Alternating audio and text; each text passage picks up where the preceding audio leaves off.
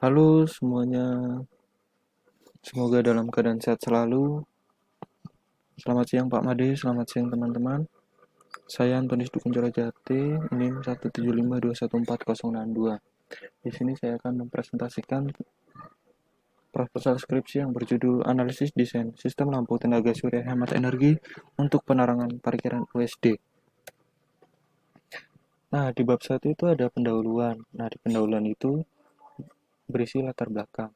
Nah, jadi yang melatar belakangi skripsi ini adalah listrik bagi kehidupan manusia mempunyai peran yang sangat penting dikarenakan listrik yang dibutuhkan manusia sangatlah besar, baik itu dikonsumsi secara pribadi ataupun untuk dikomersikan.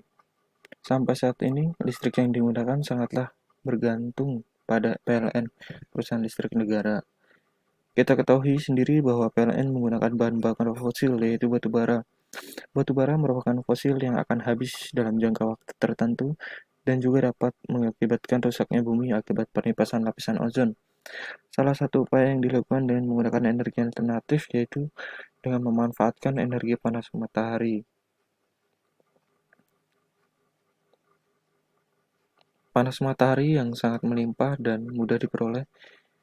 Energi dari panas matahari dapat diubah menjadi listrik yang sangat mudah penggunaannya. Tenaga surya atau matahari sangat perlu dilakukan untuk menghasilkan listrik, baik untuk meningkatkan efisiensi, penghematan, dan bahkan pengembangan dalam penggunaannya. Salah satu penggunaan panas matahari yaitu untuk kebutuhan listrik parkiran Fakultas Sains dan Teknologi Universitas Sanata Dharma. Lalu di pendahuluan itu ada yang berisi tentang identifikasi masalah.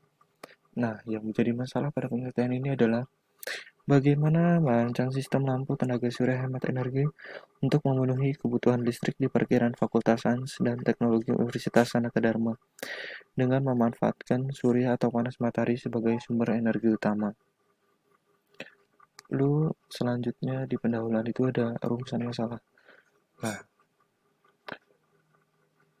lampu tenaga surya hemat energi adalah suatu cara untuk menghemat energi listrik yang bersumber pada PLN. Bahan bakar yang digunakan PLN juga yaitu fosil yang nantinya akan habis pada waktunya. Dengan menggunakan LTSHE ini setidaknya mengurangi pemanasan global. Maka dari itu bumi kita akan selamat dengan memanfaatkan LTSHE ini dapat menghemat atau mengurangi biaya bulanan yang bersumber pada PLN. Adapun rumusan masalah pada penelitian ini adalah bagaimana efisiensi dan perbandingan daya listrik antara LTSHE dan PLN. Lalu batasan masalah. Nah, batasan masalah ini yang pertama itu menghitung jumlah daya total beban listrik dan daya total kebutuhan listrik di parkiran Fakultas Sains dan Teknologi Universitas Sanata Dharma. Yang kedua, menghitung setiap kapasitas komponen pembangkit listrik tenaga surya yang dibutuhkan. Yang ketiga, menentukan spesifikasi komponen pembangkit listrik tenaga surya sesuai kapasitasnya. Yang keempat, rancangan sistem lampu tenaga surya hemat energi. Nah, lalu di pendahuluan ini ada tujuan penelitian. Tujuan dari penelitian ini yaitu menentukan spesifikasi komponen sistem lampu tenaga surya hemat energi yang akan dirancang sesuai dengan kebutuhan listrik di parkiran Fakultas Sains dan Teknologi Universitas Sanata Dharma. Yang kedua, mengetahui rancangan sistem lampu tenaga surya hemat energi. Yang ketiga, mengetahui biaya perancangan sistem lampu tenaga surya hemat energi. Yang keempat, mengetahui efisiensi perbandingan penghematan antara lampu tenaga surya hemat energi dengan perusahaan listrik negara. Lalu di pendahuluan ini selanjutnya ada manfaat penelitian. Manfaat dari penelitian ini yaitu yang pertama, sebagai referensi untuk pihak kampus apabila ingin beralih menggunakan energi alternatif khususnya lampu tenaga surya hemat energi. Sebagai informasi dan gambaran tentang energi alternatif yang ramah lingkungan kepada mahasiswa-mahasiswa Fakultas Sains dan Teknologi Universitas Sanata Dharma. Secara tidak langsung, kita dapat membantu PLN dalam berhemat listrik sehingga dapat minimalisir terjadinya krisis ketenaga listrikan. Yang keempat, secara tidak langsung berkontribusi dalam mengurangi pemanasan global Dengan menggunakan sumber energi ini setidaknya dapat menyelamatkan bumi kita.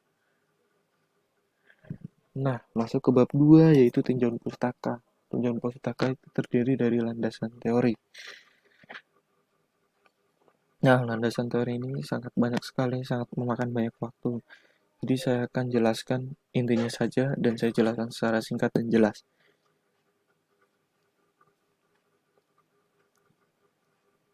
Nah, di sini ada sejarah PLTS, prinsip kerja PLTS, manfaat PLTS, keuntungan PLTS, kelemahan PLTS, komponen PLTS. Nah, yang pertama ada sejarah PLTS. Indonesia merupakan daerah tropis dilintasi oleh garis khatulistiwa yang memiliki intensitas cahaya matahari besar.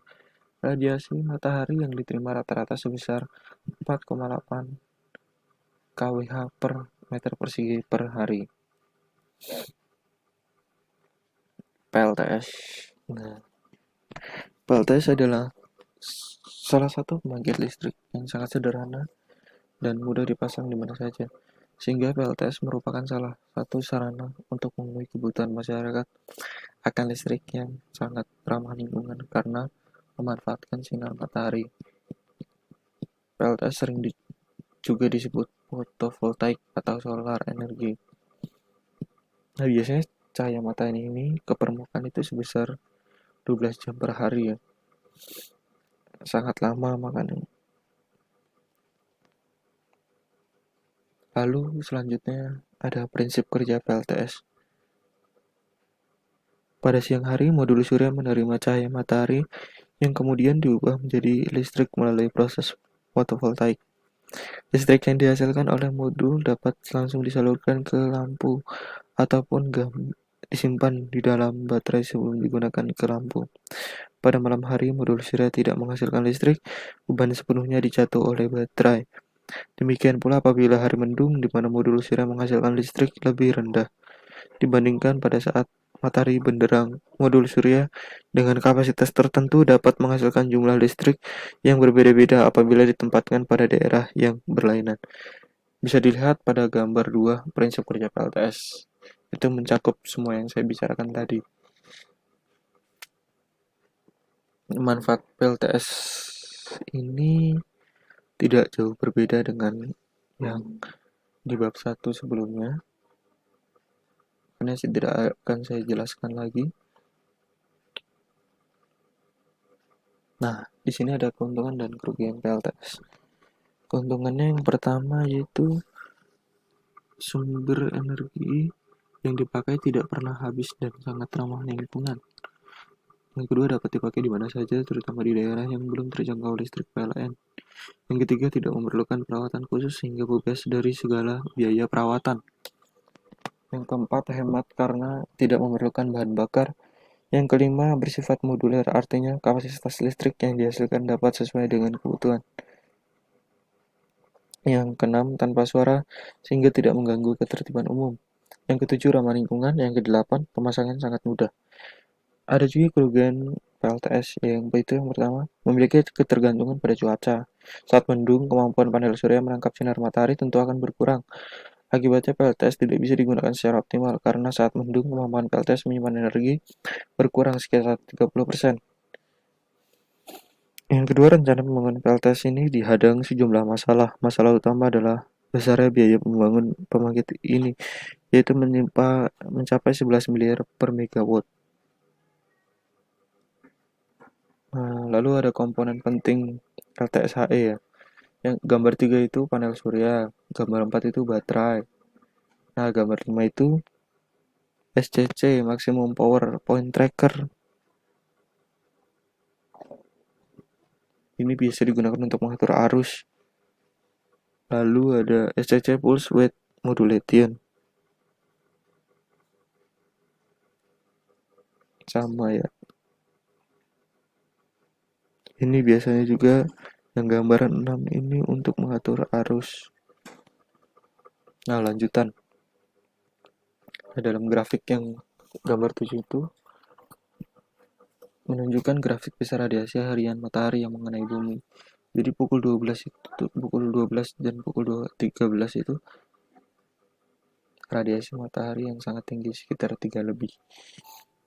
Lalu yang kedua itu ada radiasi sorotan dan radiasi yang mengenai bumi. Radiasi sorotan itu radiasi langsung yang langsung ke permukaan bumi. Radiasi sebaran itu radiasi yang tidak langsung. Jadi sebelum mengenai permukaan, mengenai awan terlebih dahulu, mengenai pepohonan terlebih dahulu. Nah, di metodologi penelitian ini banyak sekali yang akan dibahas. Saya akan jelaskan per inti-intinya saja. Yang pertama ada waktu dan tempat penelitian.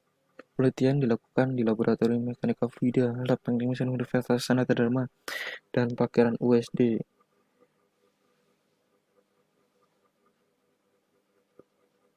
Pada bulan Mei sampai Juli 2020. Lalu ada alat dan bahan. Alat dan bahan itu ada komputer, sel surya sebanyak 3 modul, stopwatch, multimeter, aktinograf, planimeter, controller, inverter, dan baterai. Lalu pengumpulan data. Pengumpulan data itu dilakukan dengan studi pustaka atau literatur. Itu dengan cara mempelajari berkas-berkas dokumen atau buku-buku. Selanjutnya data-data tersebut menjadi referensi. Lalu wawancara. Wawancara ini pengumpulan data melalui tanya jawab atau berdiskusi dengan pihak yang mengetahui atau menguasai permasalahan yang ada. Nah, lalu ada perancangan. Perancangan ini terdiri dari penentuan bahan yang digunakan, dari segi penggunaan komponen, yang ketiga dari segi estetika. Lalu ada langkah analisis. Langkah analisis ini yang pertama menganalisis efek variasi kemiringan sudut panel surya terhadap pemancaran matahari terhadap hasil keluaran daya dan efisiensi. Yang kedua menghitung keluaran daya yang dihasilkan oleh panel surya dalam harian. Variabel yang diukur, ya yang pertama temperatur, yang kedua temperatur yang ada di dalam surya, yang ketiga jumlah energi surya yang datang, yang keempat energi yang didapatkan oleh panel surya, yang kelima daya yang dapat dihasilkan menjadi energi listrik, yang keenam lama waktu pengambilan data. Lalu langkah penelitian. Langkah penelitian ini ada 5 langkah ya. Yang pertama mempersiapkan alat. Yang kedua melakukan pengambilan data. Yang ketiga pencatatan data. Yang keempat kondisi alat harus diperiksa sebelum dilakukan pengambilan data. Yang kelima melakukan pengolahan dan analisis data menggunakan persamaan-persamaan yang ada. Nah, demikian presentasi proposal skripsi dari saya. Terima kasih atas perhatiannya. Sampai jumpa.